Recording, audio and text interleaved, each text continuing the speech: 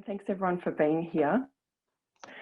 So this paper, as Greg said, is the fourth in a series. It's been an absolute pleasure to explore a whole range of topics: productivity, employee engagement as a wider focus, thinking about everything from, you know, how do we communicate, how do we think about all sorts of challenges, but the main one for today is on wellbeing, as Greg said. And what we have focused on here, or the reason we're doing this obviously, is that the research and literature and all the conversations that we've had point to wellbeing being such a critical issue, but also never so critical as probably in the last 12 months, and particularly for distributed workforces, including a lot of workforces that have only newly found themselves remote or distributed in some ways, and lots that have been that way for forever and as part of their industry.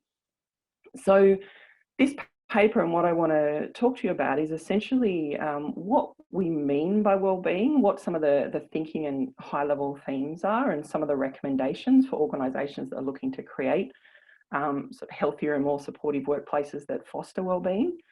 And the way this paper has been organised is that there's essentially 8 action areas that I'll talk to. And I'm going to just summarise them in brief. I'm only going to take a few, 5 or 10 minutes to do that, because what I really want to do is have time also for the panellists, who all have a massive amount of experience. I was just thinking before, if you took all the panellists combined, it'd be over 100 years of lived experience of dealing with these issues. So really want to allow time for them as well. So what I'm going to do is actually I'm not going to bore you with a whole heap of slides, but I think it's just useful as a little bit of a prompt as I talk these through. But as I said, I'm going to talk through 3 themes. And the first one is around applying a wider lens. So one of the key things in this topic is about how we think about wellbeing and our changing understanding of what it means. And essentially this real shift that's happened over time, that wellbeing is not just the absence of injury or illness. And this theme is really about recognising that wellbeing is multidimensional. It relates to psychological wellbeing, things like subjective happiness and satisfaction, physiological and physical wellbeing and wellness, and relating to things like injury at work and all those other things, and even just general health and fitness. And then social wellbeing, particularly around interpersonal relationships, which in the context of a distributed workforce is particularly complex. And this also includes mental health. So mental health is obviously a growing focus for a lot of organisations. If we take the World Health Organization definition, mental health is a state of wellbeing in which every individual realises his or her own potential, can cope with the normal stresses of life, and can work productively and fruitfully, and is able to make a contribution to his or her community. So this links to this point around we're focusing on the whole person and not just a particular risk or thing imposed by the role itself, which links to the second point, which is about thinking about wellbeing by focusing beyond the workplace. So this is a really interesting one. Some might think it sounds a bit over the top that we suddenly have to think about life beyond work for employees, but workplace wellbeing is shaped not only by what happens at work, but by what happens in other aspects of an employee's life. So in other words, there's a lot of spillover between the two, influencing each other, a lot of overlap, and these affect attitudes, emotions, skills and behaviours. And this is even more relevant, obviously, during the COVID-19 pandemic. Many workers are now dealing with a whole range of additional issues that are overlapping that they didn't have to previously. And what we're finding in this topic and this theme, and there's a really great example Fiona Murphy from MyCar shared with us, which we've included in the paper, is some really innovative ways to engage and support employees in ways that is also really conscious of that wider context. And as I think this case study shows, this is not just about central offices, professional white-collar workers in high rises. Like, there's a lot that can be done to innovate in the way to support worker wellbeing in a more holistic way. So they're 2 really high-level themes, just to think about the way in which wellbeing is changing and the way we think about that. In terms of what's being done about it, really framing this about looking upstream. And when we're talking about looking upstream, we're drawing on the concept of a river. So essentially, upstream refers to the conditions in which people live, work and play, and we're really talking about prevention here and root cause. And some of the biggest root causes are listed here, and we go through. So obviously job stress is one of the biggest factors related to wellbeing at work. Job stress comes from both the work environment as well as factors intrinsic to the role. Everything from overload or underload, decisions around delegation, the new technology, job insecurity. There's all sorts of things that actually can affect wellbeing and productivity. Some of the goals around this are actually looking at, are there ways in which to look at job redesign, for example, addressing things like repetitive tasks, changing job demands, seriously considering business and technology redesign, and some of the simple actions around things like greater participation, autonomy, learning opportunities, and even opportunities to advance. So there's a lot in this space, and that's job under the category of job stress, and it actually links to the following themes as well. So making work meaningful. This is a really important one because I think often there can be an assumption, or at least some, and we use the term pink and blue collar, we're talking about whether it's trades, manual work, construction, retail, care roles. There's all sorts of roles under this, basically, things outside the office or head office in some ways. But these roles often can be lower prestige, but it doesn't mean they're inherently less meaningful or less skilled. It doesn't mean they're inherently can't have purpose and identity. And what the work in this space is around is thinking, again, linking back to things like job design, job control, and making sure it doesn't matter how junior someone is, how menial or manual the task is. There are ways to ensure employees at any level of an organisation can use and develop their full range of knowledge, skills, and experience, and be creative in their day-to-day work. So that's a really important thread. And studies have found that meaningfulness is just as important for someone in a manual role or in a blue or pink collar role as it is for someone in a white collar role.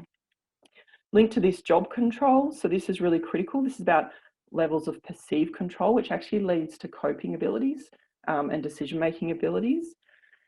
So there's a lot of employers now looking at work arrangements that enable employees to find ways or scope to actively shape their work and their working conditions. This doesn't mean no accountability or picking and choosing on key tasks.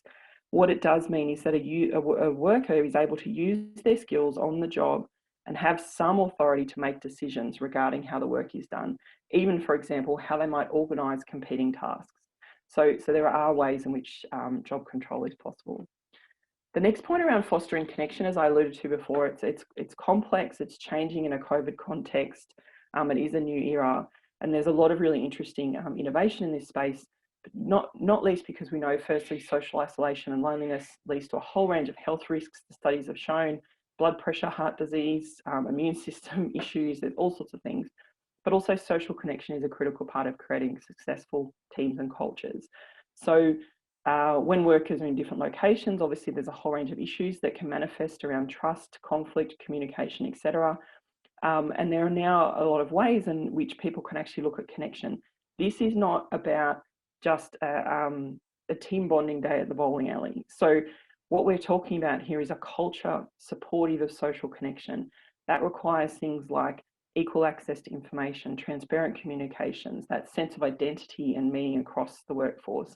Even things like connecting those with shared interest across teams, generating greater trust through opportunities for dialogue with team members, obviously letting staff draw on their strengths. And there's some really interesting examples, everything from, rather than going to a central office, arranging that staff can meet up in a postcode near each other together, potentially have working days together. It doesn't mean they have to go back to a centralised arrangement if they're working from home, for example, or even, as we find, they don't have to always go to central office just to have some of the big meetings or have to provide input or feedback. Other flexible arrangements, team buddy systems, that pairing new team members with more experienced team members. There's lots of really innovative ways now people are looking at this.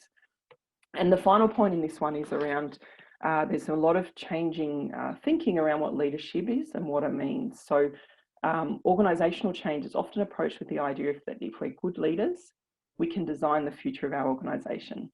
And really, this is a traditional mindset, and the different mindset we're looking at now is around, it's really a shift in lens to say that we recognise that the future of the organisation is constantly being constructed by external and internal forces, by employees and managers, and this actually requires asking us a different question. It's not about how can I change my organisation, it's how can we better participate together in the way things change over time. And this is a different framing, which is about, I guess, fostering, motivating, coaching and developing employees' abilities to cope within complex contexts and navigate them. And that is quite, again, a different shift. And then I'll just move to the final point, and as I promised, I'm going through this really quickly, but this idea then of a pathway to help. So when we do go from upstream to downstream, when we do go to the point that people need help in whatever way, we don't have a good record with this. So a lot of organisations, at least in, say, in the Australian context, have improved and have progressed in the ways they're offering support, but there's still a delay. So in the Australian context, for example, in rural Australia, if someone has an anxiety or depressive disorder, they typically wait over 18 years to seek help. And that is due to culture, stigma, all sorts of challenges around help-seeking behaviour, when there is actually a lot that can be done. So really interesting innovations from organisations to reframe attitudes and understandings about particularly mental health and help people feel safe to seek help. That includes campaigns with lived experience champions, so supporting people in the organisation with lived experience to actually share their stories. There's a whole range of peer support processes. There's a move towards essentially a gatekeeper or community gatekeeper process, which is to recognise or work with those in the community in the workplace who are the natural touch points for people to actually work with them to be points or gateways to help. So there's some really interesting challenges there, all of which points to moving away from wellbeing being about a medical issue and really thinking about all those other factors around connection, trust, safety, empowerment, all those things that really shape up and influence wellbeing in the longer term. So as promised, I've gone through this really quickly. These are some of the key takeaways, and I think I'll just conclude by saying there's a lot here for what organisations need to do, but there's also an increasing recognition that wellbeing is a shared responsibility of everyone, and this needs to be shared across the culture. It's actually about recognising that everyone has a role to play in looking out for each other and helping each other to thrive. So I'm going to stop here to make sure we've got lots of time for our panellists. Like I said, that's a bit of a cheat sheet, a run through, or an executive summary of the paper. It's been absolutely fascinating to learn about how some of these themes are being navigated by different organisations. I hope you get a lot out of the paper, and I hope you get a lot out of this session as well.